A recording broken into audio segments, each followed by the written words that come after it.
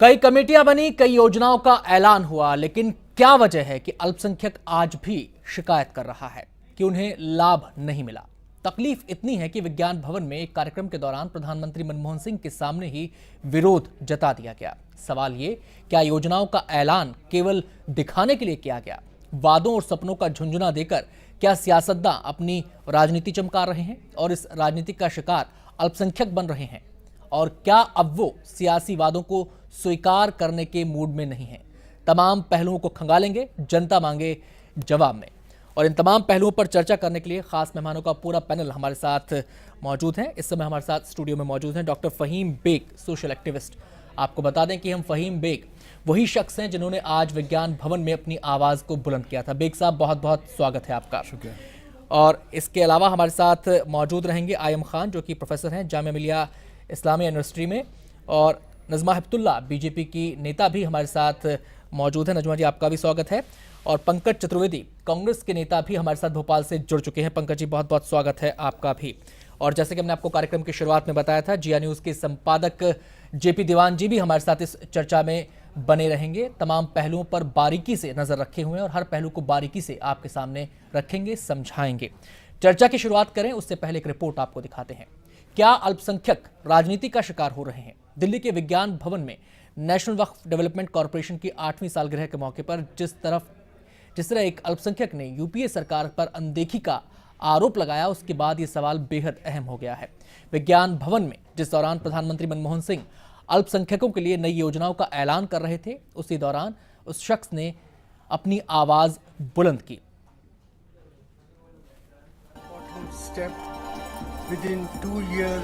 दिल्ली के विज्ञान भवन में हंगामा करते इस शख्स का नाम है फहीम बेग। फहीम सरकार की अल्पसंख्यक नीतियों से खफा है और यही वजह है कि उसने प्रधानमंत्री मनमोहन सिंह के भाषण के दौरान ही हंगामा शुरू कर दिया। अब जरा फहीम की जुबानी उसकी नाराजगी की वजह सुनिए। मैं 150 दिन तक लेटर लिखा कि प्राइम मिनिस्टर मुझसे मिल लीजिए, हम अपने इलाके की तरक्की के लिए आपसे बात करना चाहते हैं। मगर वजीर आजम ने हमारे 150 दिन के लेटर का एक भी जवाब नहीं दिया। मैंने कोई कानून नहीं तोड़ा, मैंने अपने लोकतंत्र को मजबूती देने की कोशिश की है। देश का लोकतंत्र है, आम आदमी को अपनी बात कहने का हक है। मैंने किसी की शान में गुस्ताखी नहीं की है। मैं वजीर आजम से सिर्फ एक बात कहने के लिए आपके मन से कि तू इधर उधर की ना बात कर, तू ये बता कि काफिला क्यों लुटा, हमें रहजनों से गिला नहीं, तेरी रहबरी पर सवाल है। पीएम से मिलना चाहता था फहीम। पीएम को लिखे कई खत। प्रधानमंत्री के भाषण के दौरान हंगामा मचाने वाला फहीम खुद को यमुना पार का रहने वाला बता रहा है। उसके मुताबिक वो अपने इलाके में सरकारी तंत्र की बेरुखी से परेशान था। उसने कई बार प्रधानमंत्री को खत लिखकर मिलने की इल्तजा भी की, लेकिन उसे निराशा हाथ लगी, जिसके बाद वो बुधवार को विज्ञान भवन में आयोजित नेशनल वक्फ डेवलपमेंट कॉरपोरेशन के कार्यक्रम में पहुंच गया। प्रधानमंत्री मनमोहन सिंह ने भाषण के बाद जैसे ही अल्पसंख्यकों के लिए नई योजनाओं का ऐलान किया, फहीम बेग ने हंगामा शुरू कर दिया। इस दौरान सुरक्षा में तैनात एसजीपीसी के जवानों ने पकड़कर उसे बाहर कर दिया। केंद्र की यूपीए सरकार अल्पसंख्यकों के हितों के लिए बड़े बड़े दावे करती है, लेकिन विज्ञान भवन में आयोजित नेशनल वक्फ डेवलपमेंट कॉरपोरेशन की 8वीं सालगिरह के मौके पर जिस तरह एक अल्पसंख्यक युवक ने सरकार पर अनदेखी का आरोप लगाया, उसने कई सवाल खड़े कर दिए हैं। मसलन, क्या सिर्फ वोट बैंक का जरिया है अल्पसंख्यक? क्या अल्पसंख्यकों के लिए घोषित योजनाएं हवा हवाई हो रही हैं? आखिर क्यों नहीं मिल रहा है अल्पसंख्यकों को योजनाओं का लाभ? क्या सियासत मुसलमानों को वोट के लिए इस्तेमाल करती है?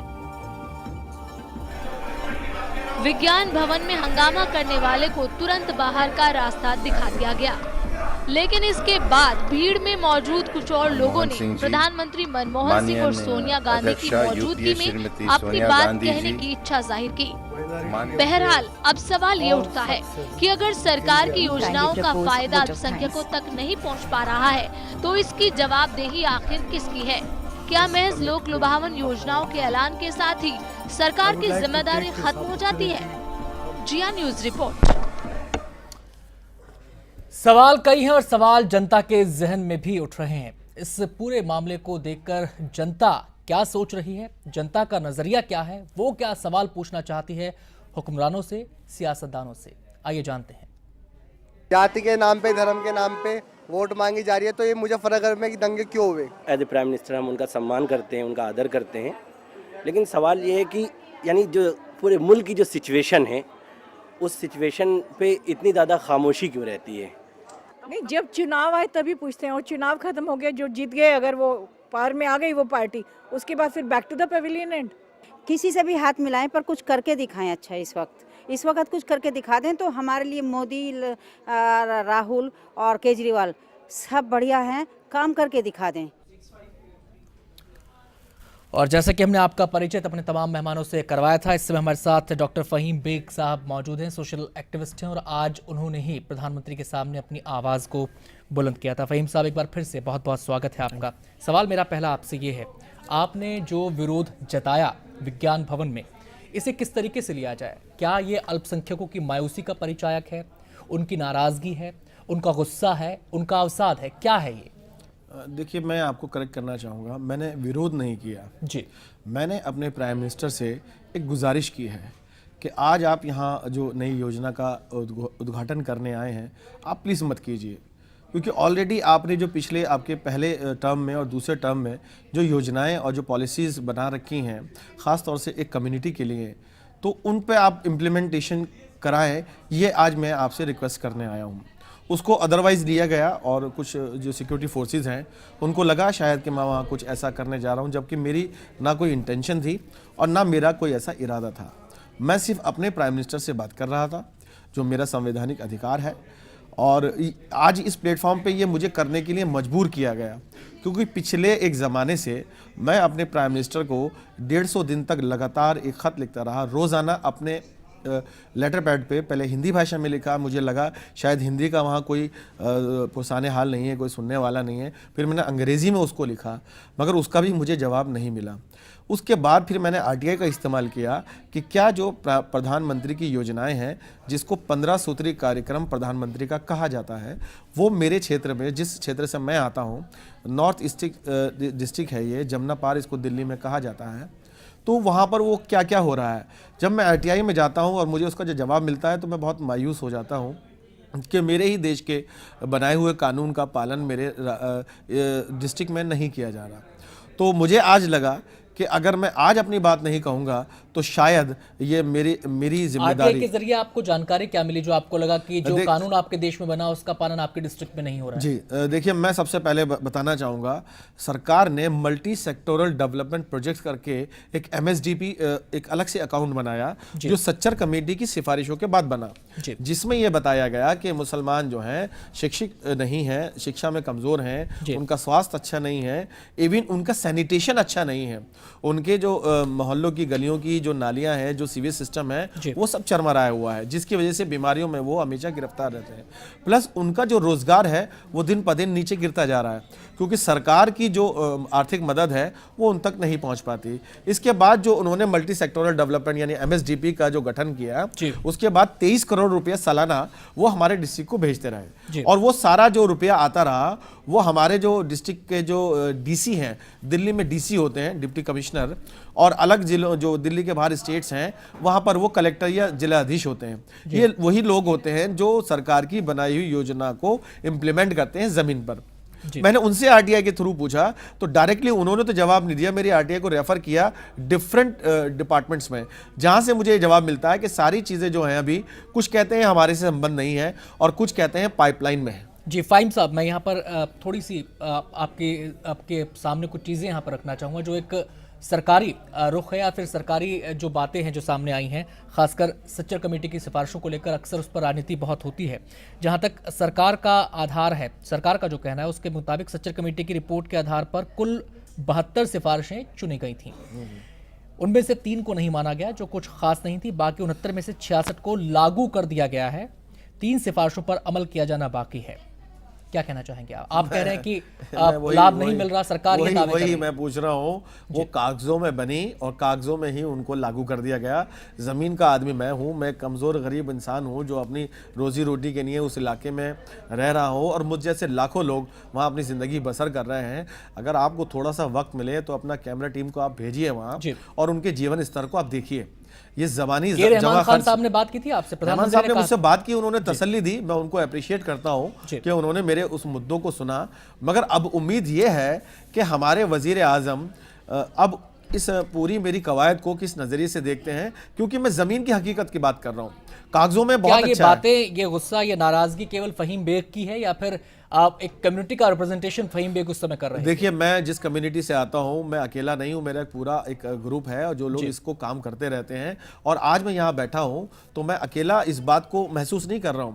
मुझसे निचले तबके के जो लोग हैं, मैं थोड़ा बहुत पढ़ा लिखा हूं गलती से, तो मैं शायद ये बात कह पाया। आप उनके बारे में सोचिए, जो अनपढ़ लोग हैं, जो मजदूर तबका है, जो रोजी रोटी कमाने के लिए सुबह से शाम तक अपनी जिंदगी खर्च करता है, रात को थक कर आके सो जाता है, उसके पास कौन सा वक्त है, कौन सा प्लेटफॉर्म है, कौन सा मीडिया चैनल है जो उसकी बात सुनकर प्रधानमंत्री को पहुंचाए। चलिए फहीम साहब, आपके पास लौटेंगे, हम सीधे रुक कर लेते हैं भोपाल का। पंकज चतुर्वेदी जी हमारे साथ मौजूद हैं। पंकज जी, आपने फहीम बेग साहब की पूरी बात सुनी, विज्ञान भवन में जो उन्होंने बातें रखी थी वो भी आपने सुनी ही होंगी आज टीवी चैनल्स के माध्यम से। क्या कहना चाहेंगे आप? इनका कहना सीधा है कि सरकार ने घोषणाएं भले कर दी हों कागजों में, मंचों से, लेकिन उसका फायदा नहीं पहुंच पा रहा है।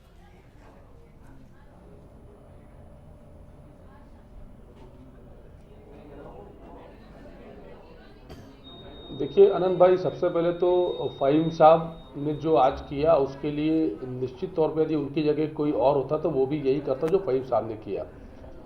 और फहीम साहब ने बहुत साफ तौर पे, मैंने दिन में भी इनको सुना था और अभी आपके सामने भी उन्होंने कहा कि इन्होंने किसी का विरोध नहीं किया जिस तरीके से प्रचारित किया जा रहा है।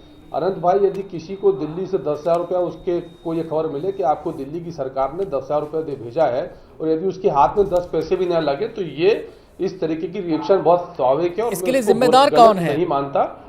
इसके लिए जिम्मेदार कौन है कि सरकार 10 रुपए भेजे और 10 पैसे भी हाथ में ना लगे? है कि कांग्रेस पार्टी की नीति और नियत दोनों बहुत साफ है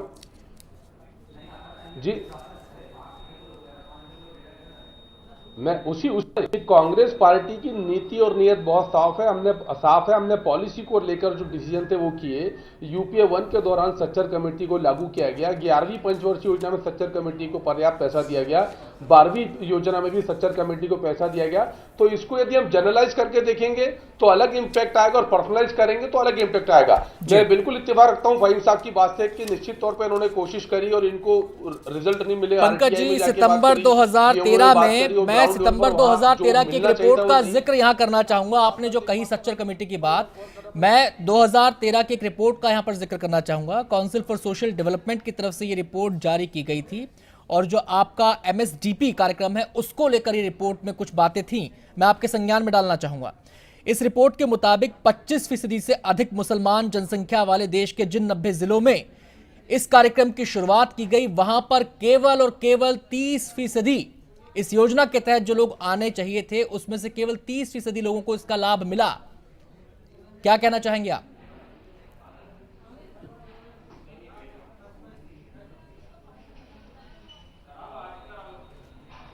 आनंद भाई, उसी बात पे आ रहा था कि आप सबसे पहले देखिए कि कांग्रेस पार्टी के नेताओं की नीति और नियत बहुत साफ है और हमने पॉलिसी के लेवल पर बहुत तगड़े बदलाव किए हैं जिसको आने वाले समय में और तेजी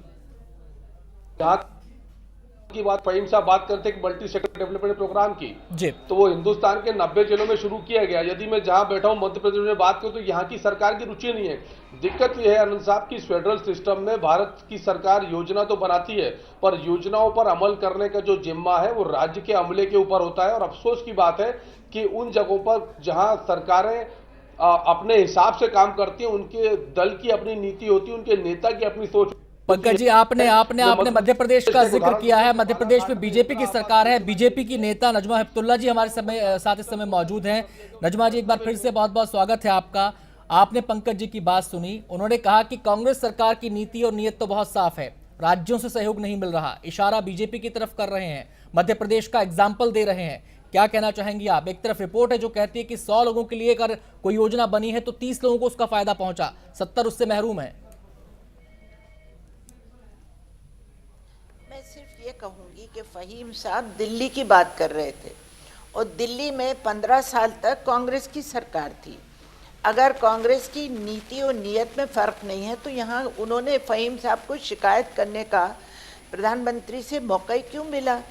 और इस पिछले इलेक्शन में जो असेंबली के इलेक्शन हुए, मैं खुद जमुना पार गई थी और वहाँ की जो मैंने हालत देखी, जिस तरीके से वहाँ पर लोग रहते हैं, न बिजली है, न पानी है, न नाले साफ हैं, इस कदर गंदगी है।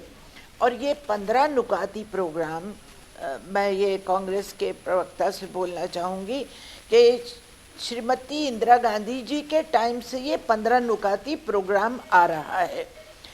आप खाली यूपीए 1 और 2 की क्यों बात कर रहे हैं? जब इंदिरा जी ने खुद ये प्रोग्राम बनाया था 15 नुकाती, तो जब से अगर इम्प्लीमेंटेशन होता तो जो सच्चर कमेटी की रिपोर्ट आई है वो रिपोर्ट कुछ और होती, मुसलमानों को इस हालत में नहीं पहुंचाया गया होता जिस हालत में वो आज हैं।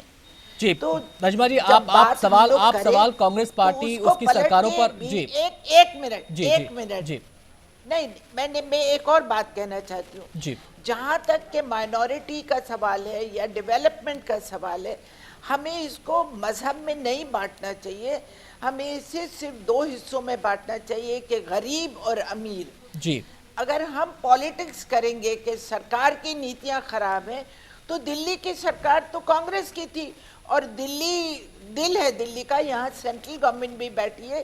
पहले इसका जवाब दे दें फ़हीम साहब का, फिर मैं कुछ और पूछना होगा तो मैं बता दूं। जी नजमा जी, आपने क्योंकि सच्चर कमेटी का यहाँ पर जिक्र किया कि सच्चर कमेटी की वो रिपोर्ट नहीं होती, लेकिन सवाल जब सच्चर कमेटी का आता है जी नहीं बिल्कुल बिल्कुल आप, लेकिन सवाल जब आता है सच्चर कमेटी का तो आपकी पार्टी तो उसको नकारती ही है, उनकी बातों को मानती ही नहीं है। वो तो कहते हैं कि इस कमेटी का गठन ही गलत था। मेरी पार्टी की बात मत कीजिए, तो जिन्होंने बनाया है उन्होंने क्या किया?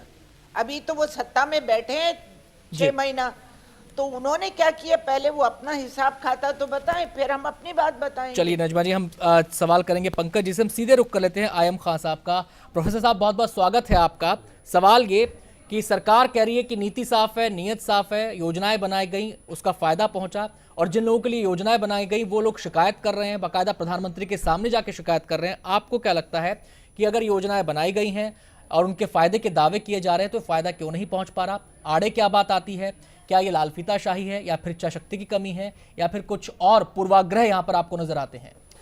देखिए आनंद जी, मैंने अभी मुख्तसर तौर पर आपके यहाँ जो चैनल पे जितने लोग हैं उनको सबको सुना, और बड़ी अजीब सी बात है कि जब भी हम कोई समाज की या देश की किसी परेशानी का जिक्र करते हैं तो हमारे बहुत ही इज़्ज़त माब और जो माननीय बड़े लीडर हैं वो फ़ौरन अपनी अपनी पार्टी की तरफ बढ़ जाते हैं और एक दूसरे के ऊपर इल्ज़ाम तराशियाँ शुरू कर देते हैं। मैं यकीनन, ये जाहिर सी बात है कि हिंदुस्तानी शहरी हूँ और अल्पसंख्यक ग्रुप से मेरा ताल्लुक़ है, तो 47 के बाद से लेके आज तक मुसलमानों के सिलसिले में जो भी वायदे किए, और जाहिर सी बात है कि जो जिसके पास सबसे ज़्यादा वक्त रहा सत्ता का, तो उसकी ज़िम्मेदारी भी सबसे ज़्यादा बढ़ जाती है।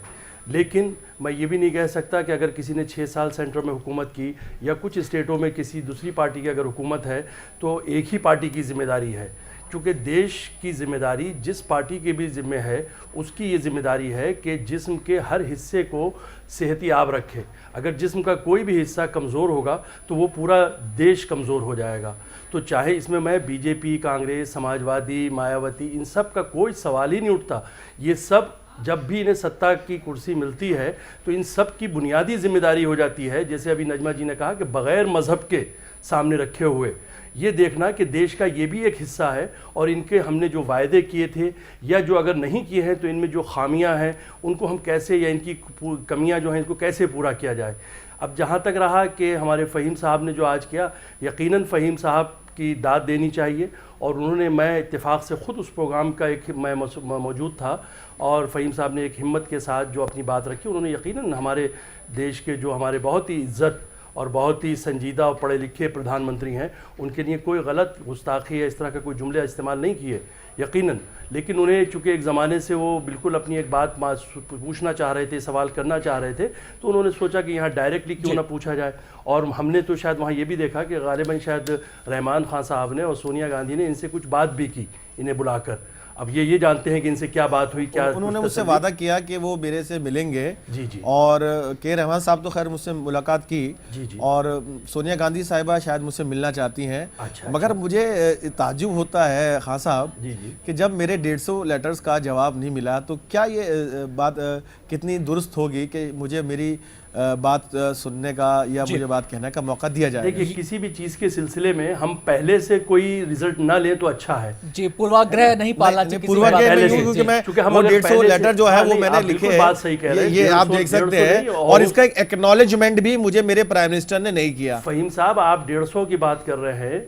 देखिए, हो सकता है ये आपको सिर्फ अपना मालूम होगा 150 लेटर, हिंदुस्तान के कोने कोने से कितने लोगों ने कितनी इंक्वायरियां की हो सकता है वो हजारों लाखों में भी हो। जी जी जी जी। तो मैं 150 पर इक्तिफा नहीं कर रहा हूँ, मैं तो कह रहा हूँ बहुत ज्यादा हो सकती हैं, लेकिन जहां से भी शुरुआत हो, अगर जरा आपको लग रहा है कि वो बुला रहे हैं, शुक्रगुजार हूँ आपका, उम्मीद की किरण तो हमें नजर आ रही है। आपका हौसला अफजाई का मैं शुक्रगुजार उम्मीद की किरण तो नजर हमें आ रही है। यहाँ पर मैं जेपी दीवान जी से सवाल करना चाहूंगा कि ये पूरी चर्चा जैसे आपने अभी सुनी और जो पूरा घटनाक्रम हुआ है, जो एक पूरा सिलसिला रहा है इन तमाम चीज़ों को लेकर, सवाल जो है वो ये कि भले ही भाषा में संजीदगी दिखाई जाती रहे, वादों में संजीदगी दिखाई जाती रहे, लेकिन क्या वाकई जिन बातों को पॉलिटिकल पार्टीज अल्पसंख्यकों को लेकर करती हैं उनका नज़रिया वाकई उनका कल्याण होता है, उनका उत्थान होता है, उनको आगे ले जाना होता है, या फिर वोट के लिहाज से, वोट के नज़रिए से ही चीज़ों को कहा सुना जाता है? मैं पॉलिटिशियंस को पूरे सम्मान के साथ एक बात कहना चाहता हूं कि फ़हीम भाई ने अगर चुनाव के टाइम पर ये चिट्ठी, एक आध चिट्ठी लिखी होती है, एक दो, तो उनकी हो सकता है सुन ली जाती है, जवाब आ जाता। वो बहुत चुनाव के बहुत पहले से लिख रहे थे। एक तबके को या एक कौम को अगर आप वोट बैंक तक ही सीमित मान के चलें तो ये इस तरह की स्थिति पैदा होना लाजमी है, और उनको वोट लेकर के भुला देंगे, उसके बाद 5 साल बाद फिर उनकी दोबारा याद आएगी। जहाँ तक सच्चर कमेटी का सवाल है, उसने साफ साफ कहा था कि नौकरी में मुसलमानों की सिर्फ 5% हिस्सेदारी है। 6 से 14 साल की उम्र के सिर्फ 25% बच्चे ही स्कूल जा पाते हैं या स्कूल बीच में छोड़ देते हैं। तमाम योजनाओं, तमाम उसके बाद भी 64 साल से लगातार कोई आवाज़ उठती है तो एक कमेटी बन जाती है, उस कमेटी की रिकमेंडेशंस आती हैं, उन रिकमेंडेशंस पे योजनाएं बनती हैं। वो योजनाएं वो जैसा आप फ़हीम भाई बोल रहे थे कि पाइपलाइन में तो आती हैं, लेकिन नीचे तक वो पाइप सूखा ही रह जाता है।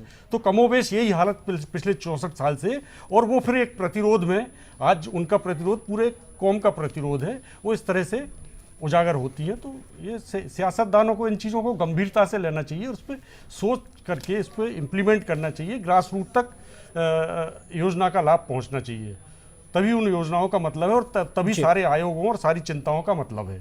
जी, फ़हीम साहब से मैं यहाँ पे सवाल करना चाहूँगा, क्योंकि आज आपने अपनी शिकायत प्रधानमंत्री के सामने विज्ञान भवन में रखी है, लेकिन क्योंकि आज हम इस चर्चा को कर रहे हैं तो पूरे खुले दिमाग से कर रहे हैं, हर पहलू को हम खंगालने की कोशिश कर रहे हैं, किसी चीज़ के इम्पैक्ट पर भी हम बात कर रहे हैं। तो एक नज़रिया यहाँ पर ये भी उभरता है, एक सवाल यहाँ पर अक्सर ये भी खड़ा किया जाता है जब इस विषय में बात होती है कि अलग से योजनाएं बनाने को लेकर, ये भी कहा जाता है कि जो बाकी इस देश के लोग हैं वो एक सरकार को फैसिलिटेटर के तौर पर देखें, फैसिलिटेटर के तौर पर देखा जाता है, और बाकी और बाकी आप एक प्रोवाइडर के तौर पर या पोषणकर्ता के तौर पर सरकार को ना देखा जाए। अगर पूरी जिम्मेदारी सरकार पर ही मान के चली जाएगी तो फिर आप सरकार हर काम नहीं कर सकती। एक नजरिया ये भी सामने रखा जाता। फ़हीम साहब, देखिए, मैं आपकी बात से जो है इसमें सहमत नहीं हूँ, क्योंकि सरकार का काम है अकाउंटेबिलिटी फिक्स करना, जो मेरे देश में नहीं हो रही है। हमारे यहाँ ये नहीं पूछा जाता कि हमने जो योजनाएं बनाई हैं उनका अब तक ज़मीन पर क्या सच्चाई है। और जहाँ तक मैंने महसूस किया है, जो ब्यूरोक्रेट्स बैठे हैं नीचे, जिनके पास वो फंड आता है, जिनको ये ऑथोराइज़ किया जाता है कि आपने ये सारा फंड जिस मद में उसको तय किया गया, क्योंकि जो मेरी जानकारी है, कोई भी पॉलिसी बनने से पहले उसके हर एस्पेक्ट को देखा जाता है और हर मिनिस्ट्री से उसकी एनओसी आती है, चाहे वो फाइनेंस हो, चाहे वो लीगल हो, चाहे वो पुलिस हो, कुछ भी हो।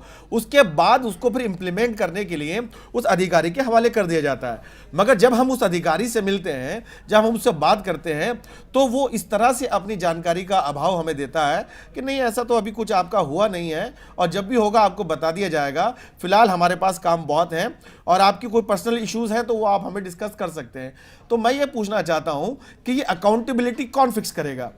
देखिए, पार्टी को तो हम बदल देते हैं, नेता को मैं अपना वोट देकर बदल सकता हूं, ये मेरे को संविधान ने मुझे ताकत दी है, मगर उस अधिकारी का मैं क्या करूं जिसने अपनी जिम्मेदारी को निभाने का जो जिम्मा था वो नहीं निभाया और मुझ तक वो सारी सुविधा, सारी वो योजना जो सरकारों ने बनाई वो नहीं पहुंचाई, तो उसका क्या किया जाए?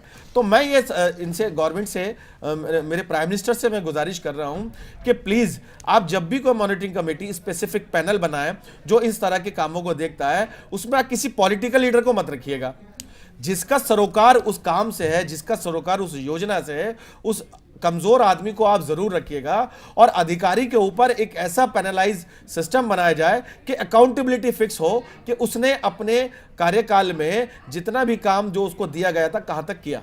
चलिए फ़हीम साहब आपके पास लौटेंगे, अभी मुझे एक छोटा सा ब्रेक यहाँ पे लेना पड़ेगा। ब्रेक के बाद जब लौटेंगे तो जो सवाल आपने उठाया रिस्पॉन्सिबिलिटी और अकाउंटेबिलिटी का, उस पर भी चर्चा होगी और चर्चा इस बात पर भी होगी कि कहीं मसला धर्म का तो आड़े नहीं आ जाता है, क्योंकि जब नाम धर्म का आता है, बात धर्म की होती है, तो फिर चीज़ें दूसरी दिशा में जाती हैं।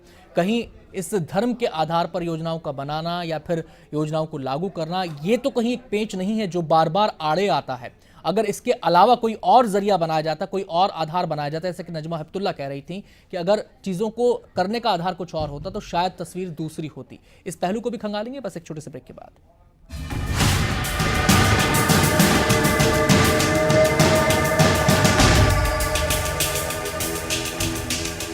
ब्रेक के बाद स्वागत है आपका। आप देख रहे हैं हमारा खास कार्यक्रम जनता मांगे जवाब और आज सवाल ये है, क्या राजनीति का शिकार हो रहे हैं अल्पसंख्यक? अल्पसंख्यकों के कल्याण के लिए देश में केंद्र और कई राज्य सरकारें योजनाएं चला रही हैं, लेकिन सवाल यह है क्या उन योजनाओं का मकसद वाकई अल्पसंख्यकों का कल्याण है या फिर अल्पसंख्यकों के नाम पर अपनी सियासत चमकाने की कोशिश की जाती है? जिस अंदाज में इन योजनाओं का ऐलान और इन्हें लागू किया जाता है, उससे एक तरफ बहुसंख्यक समाज के मन में कई शंकाएं पैदा होती हैं, तो दूसरी तरफ अल्पसंख्यक समाज भी इनसे संतुष्ट नहीं हो पाता। किस ट्रैक पर दौड़ रही है राजनीति? कितना दम है अल्पसंख्यक कल्याण के दावों में? क्या अल्पसंख्यक खुश हैं? क्या बहुसंख्यक समाज के जहन में शंकाएं हैं? धर्मनिरपेक्ष देश के बावजूद भारत आज भी इन सवालों से जूझ रहा है। भारत का संविधान भारत को एक धर्मनिरपेक्ष देश घोषित करता है। संविधान के मुताबिक भारत की सीमा के अंदर धर्म के आधार पर किसी भी व्यक्ति को विशेष सुविधाएं या अधिकार प्राप्त नहीं होंगे और न ही धर्म के नाम पर पक्षपात किया जाएगा। लेकिन आज हालात ऐसे बन गए हैं कि अल्पसंख्यक समाज भी सवाल उठा रहा है और बहुसंख्यक भी सवाल उठा रहे हैं। अल्पसंख्यकों की बदहाली खत्म करने के लिए केंद्र और राज्य सरकारों ने कई योजनाओं का ऐलान किया, लेकिन इसे विडंबना ही कहा जाएगा कि अल्पसंख्यकों का बड़ा तबका उन योजनाओं के फायदे से महरूम है। चोट केवल यही नहीं है, इन योजनाओं को जिस तरह से आगे बढ़ाया गया उससे अल्पसंख्यक कल्याण की सोच तो मजबूत नहीं हुई, वोट बैंक की सियासत की जड़ें जरूर गहरी होती चली गयी और इसका नुकसान देश को हुआ। एक तरफ अल्पसंख्यकों को योजनाओं का फायदा नहीं हुआ, तो दूसरी तरफ बहुसंख्यक समाज के जहन में ये सवाल खड़ा होने लगा कि क्या सरकारें समग्र सोच के साथ काम कर रही हैं? यूपी में एक योजना को लेकर ये तमाम सवाल उठ खड़े हुए। समाजवादी पार्टी ने सत्ता हासिल करते ही बीएसपी कार्यकाल में चल रही कन्या विद्याधन योजना को बंद कर हमारी बेटी उसका कल योजना की शुरुआत की। इस योजना के तहत अल्पसंख्यक 10वीं पास लड़कियों की पढ़ाई के अलावा उनकी शादी के वक्त 30,000 रुपए अनुदान देने का प्रावधान रखा गया। हालांकि अब ये राशि 20,000 रुपए कर दी गई है। यूपी सरकार के इस फैसले के खिलाफ कोर्ट में याचिका दायर कर इस योजना को रद्द करने की मांग की गई है। इस योजना को लेकर यूपी सरकार पर तुष्टीकरण की राजनीति और भेदभाव के आरोप तक लगे। मसला केवल योजनाओं का नहीं है, धर्म के आधार पर आरक्षण का मुद्दा भी बहस का केंद्र बना हुआ है, जबकि संविधान धर्म के आधार पर किसी भी तरह के आरक्षण को मंजूरी नहीं देता है। सवाल ये है कि क्या अल्पसंख्यकों की रहनुमाई का दावा करने वाले वाकई उनके हालात बदलना चाहते हैं या योजनाओं का लॉलीपॉप देकर और आरक्षण का सपना दिखाकर उन्हें बहलाया जा रहा है। शायद यही वजह है कि अब इस सियासत के खिलाफ अल्पसंख्यक समाज मुखर होकर सामना कर रहा है। जिया न्यूज रिपोर्ट। और इस मुद्दे पर जनता क्या सोचती है, उसके क्या सवाल हैं, ये भी जान लेते हैं। मेरा बस छोटा सा एक सवाल है कि अभी तक 60 सालों में जितना भी माइनॉरिटीज़ के लिए प्लानिंग हुई है उसका एग्जीक्यूशन ग्राउंड लेवल तक क्यों नहीं पहुंच पाया है। हम लोगों को उसका जो बेनिफिट्स हैं अभी तक क्यों नहीं मिल पाए हैं। प्रधानमंत्री कांग्रेस के बने हुए हैं मनमोहन सिंह, उनसे ये क्वेश्चन करना चाहता हूं कि आखिर इंडिया की राजनीति इतना नीचे क्यों गिरती जा रही है, उसका स्तर इतना खराब क्यों होता जा रहा है, और आखिर वो अल्पसंख्यक को ही क्यों बीच में ला रहे हैं और उसी से ही अपना वोट बनाने के चक्कर में क्यों है। मैं ये कांग्रेस बीजेपी वालों से एक क्वेश्चन करना चाहता हूँ कि ये वोट बैंक की राजनीति ये जो चली आ रही है ये कब तक चलती रहेगी। हम अक्सर देखते हैं कि जो हमारे राजनीतिज्ञ हैं वो अल्पसंख्यकों की राजनीति करने में जुटे रहते हैं। इलेक्शन के समय उन्हें इन सब लोगों की याद आ जाती है, पर आगे पीछे क्या मुद्दे हैं, क्या लोगों की समस्याएं हैं, उनसे ये जुड़ते नहीं है। तो मैं ये जानना चाहती हूँ क्या ये अल्पसंख्यकों की जो राजनीति है आखिर ये कब तक चलेगी। राजनीतिक दलों से यही प्रश्न करना चाहता हूँ कि अल्पसंख्यकों से वो मुद्दा क्यों बना रहे हैं। मैं ये राजनीतिक दल से पूछना चाहता हूँ कि अल्पसंख्यक के सहारे राजनीति खेली जा रही है, अल्पसंख्यक को बीच में पिसा जा रहा है। ऐसा नहीं होना चाहिए। राजनीति को एक अलग मायने हट के बनाना चाहिए जिससे सब लोग सेटिस्फाइड हो, संतुष्ट हो। तो ऐसा नहीं है कि जनता को बातें समझ में नहीं आ रही है, फिर जनता बातों का मतलब नहीं निकाल पा रही है। जनता बखूबी मतलब निकाल रही है और जनता सवाल भी कर रही है। यहाँ पर मैं सवाल करना चाहूँगा फ़हीम साहब से, जैसे कि हमने कहा था ब्रेक पे जाने से पहले कि मसला ये है कि जब योजनाओं की बात होती है या फिर अल्पसंख्यक कल्याण की बात होती है तो एक पेंच ये भी आता है कि आम सहमति नहीं है कि योजनाएं बनाई भी जाएं या ना बनाई जाएं। ये भी एक सवाल अपने आप में आज तक बना हुआ है। और क्या इस मसले के पीछे एक पेंच धर्म का है कि इसमें एक एंगल धर्म आधारित योजनाएं या फिर धर्म आधारित आरक्षण की बात हो रही है, सुविधाओं की बात हो रही है। अगर बात केवल एक वर्ग की होती, कमज़ोर तबका मजबूत तबका, इस जरिए से बात होती तो शायद संदेश कहीं ज़्यादा सकारात्मक रहता। और क्या इसकी वजह से समाज में एक अलगाव की लकीर भी खिंचती हुई नजर आ रही है। फ़हीम साहब, क्या आपको नहीं लगता कि ना तो अल्पसंख्यकों को फ़ायदा हो पा रहा है और बहुसंख्यक समाज के जहन में भी तमाम सवाल खड़े हो रहे हैं और इसका पेंच शायद धर्म से जुड़ा हुआ है। आपने बिल्कुल सही बात कही आनंद साहब। देखिए, सबसे बड़ी बात यह है कि जो भी ये पार्टीज़, पॉलिटिकल पार्टीज़ हैं, वो आज किस दिशा की तरफ जा रही हैं। और एक 64 साल का एक वक्त बहुत निकल चुका। मैं उनसे सवाल करना चाहता हूं, आज दुनिया के और जो कंट्रीज़ हैं वो चांद पर बैठकर चाय पीने के ख्वाब देख रहे हैं और पी भी रहे हैं वहां जाके। कुछ लोग वहां हनीमून मनाने जाते हैं, कुछ लोग वहां पे सैर व तफरी करने जाते हैं। और आज हमारे नेताओं ने हमें धर्म की राजनीति में, जात पात की राजनीति में हमें इस चक्कर में डालकर हमारे देश का क्या हाल कर दिया है। मैं ये पूछना चाहता हूँ कि बहुसंख्यक जो हमारा दूसरा जो एक हमारा तबका है उसको ये लगता है कि यार मेरा जो हक है वो काट कर इस अल्पसंख्यक को दिया जा रहा है और ये मेरे कमाई पर या मेरे टैक्सेस पर जो है ये मौज कर रहा है। और इधर ये बेचारा जो गरीब मजबूर पिस रहा है, जो 2 वक्त की रोटी जो है कमाने के लिए भी उसके पास संसाधन नहीं है, उस तक वो बात पहुंच नहीं रही। तो कहीं ना कहीं इन नेताओं ने, पॉलिटिकल लोगों ने, कुछ लोगों ने, मैं सबकी बात नहीं कर रहा हूं, मैं सभी को इल्ज़ाम नहीं दे रहा हूं, इन लोगों ने हमें आमने सामने लाके खड़ा कर दिया है। एक दूसरे का इनडायरेक्ट वे में हमें दुश्मन बना दिया है। मैं इनसे सवाल करना चाहता हूं, देखिए इंसान के सिर्फ 2 रूप होते हैं, एक कमज़ोर और एक ताकतवर, एक गरीब और एक अमीर। यहाँ जो धर्म का नाम बार बार गुजेड़ के ये तख्ती लगाई जाती है कि ये मुसलमान है, ये सिख है, ये ईसाई है, ये हिंदू है, ये जैनी है, ये पारसी है, मैं उनसे रिक्वेस्ट करना चाहता हूँ, आप ये जो एक नया चश्मा जो आपने लगा लिया है सब पॉलिटिकल पार्टीज़ ने, प्लीज़ इसे उतार दीजिए। आप सिर्फ देखिए कि जो गरीब है उसकी मदद करनी है और जो अमीर है उससे ये कहना है कि अपने उस गरीब भाई की मदद करो जो तुम्हारे पीछे खड़ा हुआ है। मैं ये जितने भी पॉलिटिकल पार्टीज हैं उनसे कह रहा हूँ, और सुनिए, हमें किसी का डर नहीं है कि मोदी आ जाएंगे और फला साहब आ जाएंगे और ये पार्टी आ जाएगी। कैसे, वो भी इंसान है, उनको भी लगता है कि हमारे हिंदुस्तान का जो एक सिलसिला है, ये हिंदुस्तान का जो अब तक का ताना बाना है, इस मुल्क को आज़ाद करने में सबने बराबर का योगदान दिया है, कोई कम या कोई ज़्यादा। मगर इसको अगर आप धर्म के नाम पर बांट देंगे और जितने ये पॉलिटिकल पार्टीज़ हैं एक दूसरे की सियासत करते रहेंगे और हमें जो चक्की होती है उसके पार्ट में हमें पीस के रख दिया है, प्लीज़ अब रुक जाइए। आम आदमी जाग चुका है, वो गरीब आदमी, कमज़ोर आदमी जाग चुका है, वो आपसे हिसाब लेना चाहता है और वोट के ज़रिए वो हमेशा आपसे हिसाब लेता रहा है। मगर अब वक्त आ गया है इस देश की दशा और दिशा बदलने के लिए। उन लोगों से मैं यह साफ तौर से खबरदार करना चाहता हूं कि हम किसी से नहीं डरते।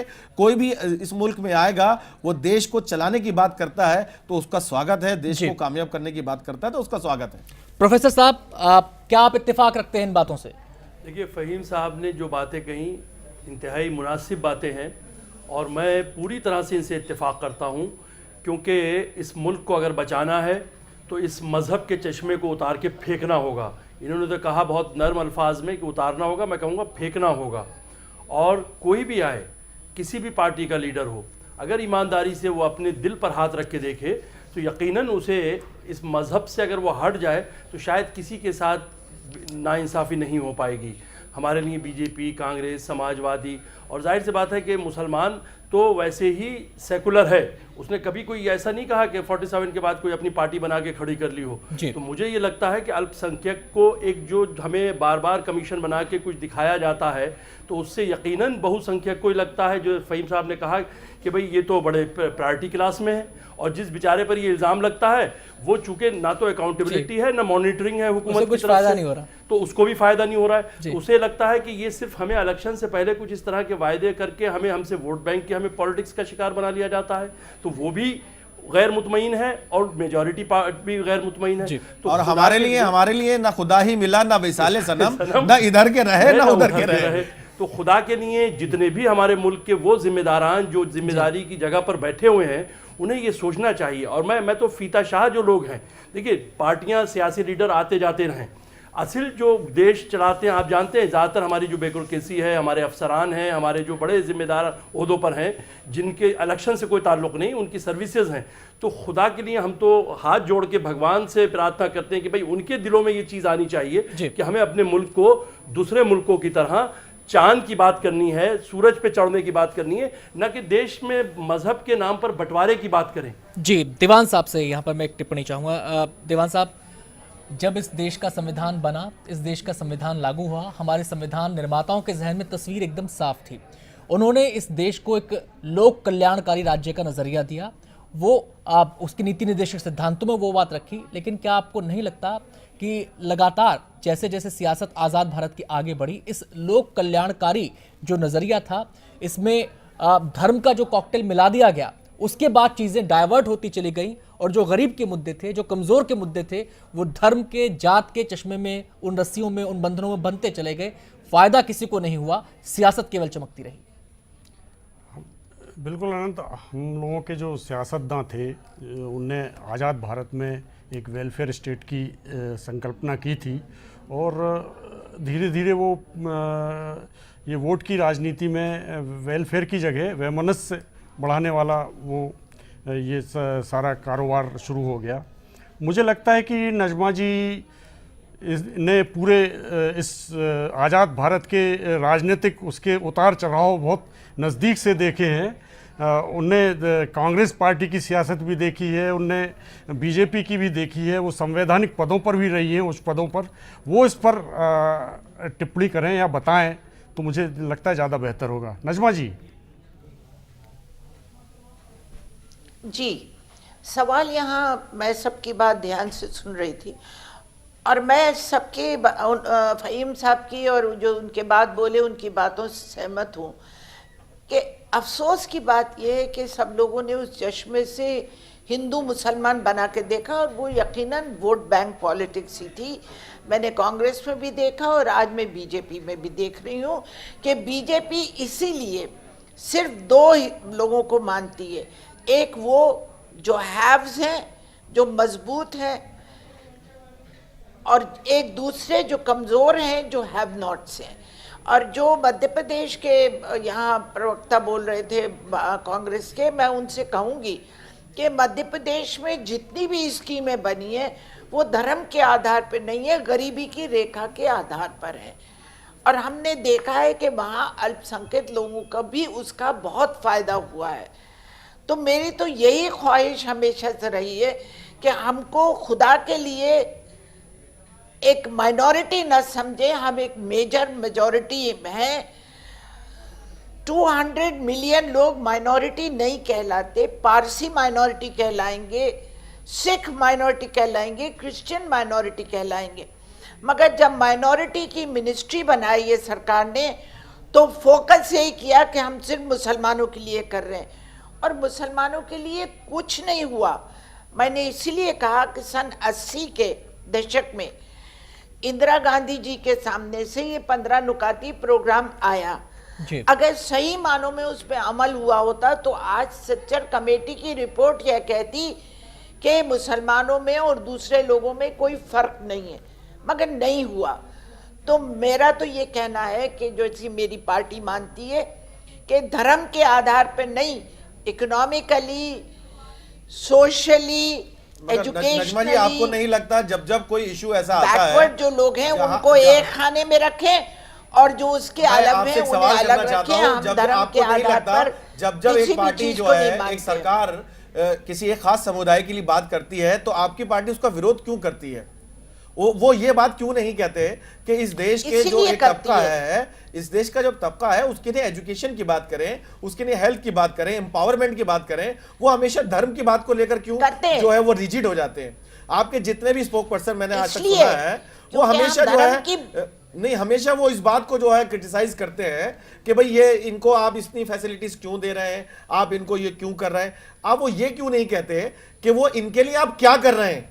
मैं बीजेपी वालों से ये पूछना चाहता हूं कि उन्होंने ये क्यों कहा कि आपने माइनॉरिटीज के लिए कांग्रेस पार्टी ने अब तक अकाउंटेबिलिटी क्यों नहीं मांगी? उन्होंने बही खाता और हिसाब किताब कांग्रेस पार्टी से क्यों नहीं मांगा कि आप जो इतनी बार इतने आप जैसा आप खुद बता रही हैं सन 80 से ये तमाम योजनाएं बन रही हैं, तो आपने ये सवाल क्यों नहीं उठाया कि अब तक जो योजनाएं बनी हैं वो मुसलमानों तक कितनी पहुंची हैं? देखिए, आप नहीं बच सकती, आप और आपकी पार्टी नहीं बच सकती, सिर्फ आप हमारी हमदर्दी दिखाकर आप हमारे सवालों से नहीं बच सकती। बेग साहब नजमा जी की बात भी सुन लें। आप यहाँ लड़ाई झगड़ा करने आए कि डिस्कशन करने आए? मैं सबको कहने आया हूँ, यही अफसोस की बात है कि जब हम कभी माइनॉरिटी की बात मैं सबसे कहने आया हूँ कि आप हमारी हमदर्दी के बोल तो बोलते हैं मगर सच में हमारी हमदर्दी नहीं करते। आप एक मिनट मेरी बात सुनेंगे सुकून के साथ? मैंने शुरू में यही कहा कि जब माइनॉरिटी की बात होती है तो आप उनको अलग अलग पार्टियों, अलग अलग मजहबों में लोग बांट देते हैं। मेरी पार्टी नहीं बांटती है। जहाँ जहाँ मेरी पार्टी सत्ता में है वहाँ कोई तफरीक नहीं होती है। जो माना जाता है कि गरीबी की रेखा के नीचे हमें कोई वोट बैंक पॉलिटिक्स नहीं करनी है, इसलिए हम माइनॉरिटी कह के नहीं बोलते, हम विकास की बात बोलते हैं। अगर मुसलमान विकास में पिछड़े हैं तो जो प्रोग्राम बनेंगे उसमें मुसलमानों को सबसे ज्यादा फायदा होगा। कांग्रेस इसलिए माइनॉरिटी का बोलती है कि उन्हें वोट बैंक पॉलिटिक्स करनी है। हमें वोट बैंक पॉलिटिक्स नहीं करनी। हम गरीबी की रेखा के नीचे लोगों की बात करते हैं, वो किसी मजहब से ताल्लुक रखते हैं, वो चाहे ब्राह्मण हो कि वो दलित हो कि मुसलमान हो। खान साहब कुछ कहना चाह रहे हैं, प्रोफेसर आयम खान साहब कुछ कहना चाह रहे हैं। खान साहब, और मैं समझती हूँ कि यही पॉलिटिक्स ठीक है। मैम, मैं बड़े इज्जत के साथ आपसे सिर्फ ये पूछना चाहता हूँ कि 2003 और 2004 तक की जो आपकी पार्टी थी, आप उसकी बात करती हैं या आप 2004 के बाद की पार्टी की बात कर रही हैं? तो गालिबन आप 2004 की बात करती हैं। तो मेरी समझ में ही नहीं आता कि आप जैसी समझदार पढ़ी लिखी खातून 2003 तक सारी चीज़ें 40-45 साल तक बर्दाश्त करती रहीं, और अब जिस पार्टी में आप आई हैं आप कह रही हैं कि वहाँ कोई धर्म की बात नहीं होती। उसका तो सारा अस्तित्व धर्म से ही है, उसमें तो फैसले ही नागपुर से होते हैं, उसमें तो सपोर्ट ही ली जाती है शिवसेना के हवाले से और उस तरह की जितनी पार्टियां हैं उनके। तो क्या आप इस सिलसिले में भी आपने कभी गौर किया, जिस पार्टी के अंदर फैसले ही धर्म के आधार पर लिए जाते हों, वहाँ वो कैसे अल्पसंख्यक और बहुसंख्यक के इस झगड़े को ख़त्म कर पाएगी? और मैं असलन फ़हीम साहब की बात से बिल्कुल मुत्तफिक हूँ कि मैं एक मिनट मैं बात पूरी कर लूँ। मैडम, मैं बात पूरी कर लूँ, शायद आप बड़ी हैं, मैं बात पूरी कर लूँ। डिस्कशन में बात करने का मौका दिया जाता है। आप प्लीज़, मैं फ़हीम साहब की इस बात से 100% मुत्तफिक हूँ कि अगर कांग्रेस कुछ गड़बड़ कर रही है मॉनिटरिंग में, अकाउंटेबिलिटी में, तो आपकी पार्टी अपोजिशन की सबसे बड़ी पार्टी है, चंद सीटों का फर्क है, तो पार्लियामेंट के अंदर उसकी जिम्मेदारी नहीं बनती है कि वो कांग्रेस से सवाल करे कि भाई आपने देश के कुछ पिछड़े वर्गों के लिए जो पॉलिसियां बनाई थी उसमें क्या उसके अंदर सामने आया इसका रिजल्ट? या इसमें क्या कमी थी जो नहीं कर पा रहे हैं, या आपको कहाँ हमारी ज़रूरत है। वहाँ तो हमें ये लगता है कि जब ज़रा सा अल्पसंख्यक का नाम आता है तो आपकी पार्टी पूरी तरह से मुखालफत पे उतर चली जाती है, पार्टी बंदी हो जाती है, इसी बात पे पॉलिटिक्स शुरू हो जाती है कांग्रेस और बीजेपी की। तो ज़रा सा इस पर मैं चाह रहा था कि आप ज़रा सा इस पर अपनी ज़रा राय दें। मैं आपको दोबारा कह रही हूँ, ये आप ये 2004 और 2003 की बात ना करें तो ज़्यादा बेहतर है, क्योंकि मुझसे ज़्यादा आप कांग्रेस पार्टी को शायद अंदर से नहीं जानते होंगे, क्योंकि यही हिपोक्रेसी है जिसकी वजह से आज मुसलमानों की हालत ख़राब है। मैं जब कांग्रेस में थी तभी भी मैं माइनॉरिटी मेजॉरिटी के ख़िलाफ़ थी। मैं मौलाना आज़ाद के ख़ानदान से हूँ और मौलाना आज़ाद को ये लफ्ज़ माइनॉरिटी कभी भी पसंद नहीं था और वो नहीं चाहते थे कि मुसलमान माइनॉरिटी के नाम से मशहूर किए जाएं या इस्तेमाल किए जाएं। जहां हमारी सरकार है, जो मैं आज की बात करती हूँ, मध्य प्रदेश में या गुजरात में या जहां जहां भारतीय जनता पार्टी की सरकार है, छत्तीसगढ़ में आप वहां या राजस्थान में, आप ये बताइए कि वहाँ माइनॉरिटी के बारे में अगर कोई तफरीक हुई हो, हमने सवाल किया नहीं किया, इसका जवाब कांग्रेस पार्टी खुद दे। उसको सवाल करने के लिए हम नहीं वहाँ बैठे हैं खाली कि उनसे पूछें कि आप क्यों करो।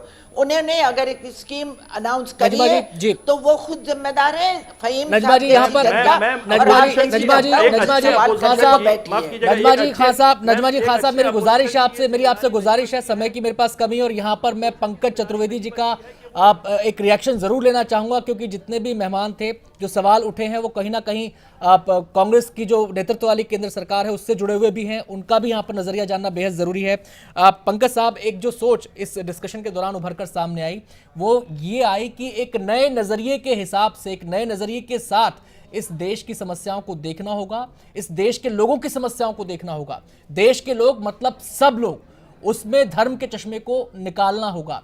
क्या ये नया नजरिया इस देश में विकसित हो पाएगा, जो शायद हमारे संविधान निर्माताओं का भी नजरिया था, जिन्होंने इस सोच के साथ ही इस देश के संविधान को बनाया कि इसी नजरिए से चीजें आगे बढ़ेंगी। लेकिन जैसे जैसे राजनीति आगे बढ़ती गई, लगातार हम उस रास्ते से भटकते हुए नजर आए। क्या कहना चाहेंगे आप?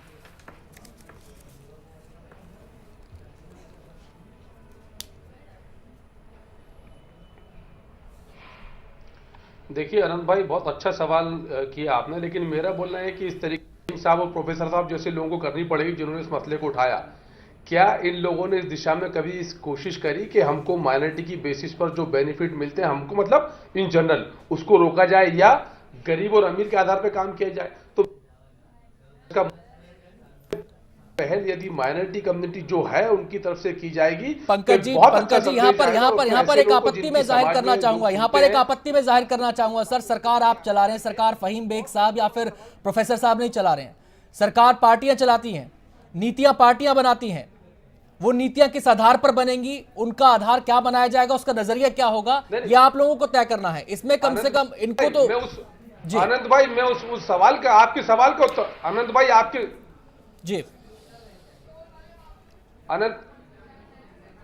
अनंत भाई, अब दौर जनता चाहेगी वो होगा, और यदि अकलियतों को यह लगता है कि अकलियत के नाम पर उनको बेनिफिट नहीं चाहिए तो इसकी शुरुआत उनकी तरफ से होना चाहिए। उसको बाकी लोग जो है वो उसका खैर मकदम करेंगे, इस्तकबाल करेंगे, और वो अच्छी शुरुआत होगी, पॉजिटिव शुरुआत होगी। चलिए, इसी उम्मीद के साथ कि इस देश में वो दिन भी आएगा। फहीम साहब मुस्कुरा रहे हैं, और आज जो विज्ञान भवन में इन्होंने अपनी शिकायत दर्ज कराई और जो बातें इन्होंने यहाँ की, शायद एक सोच डेवलप हो रही है। कोई भी परिवर्तन एकदम नहीं होता, धीरे धीरे होता है, और शायद ये सोच डेवलप हो रही है और आने वाले दिनों में और ज्यादा विकसित हो। और जिस दिन ये सोच पूरी तरह विकसित होगी उस दिन कहा जा सकेगा कि जो समस्याएं भारत में दिखाई देती हैं, जो शिकायतें अलग अलग लोगों के सामने आती हैं, शायद वो शिकायतें समूल नष्ट हो जाए। बहुत बहुत शुक्रिया तमाम मेहमानों का हमारे साथ इस चर्चा में जुड़ने के लिए।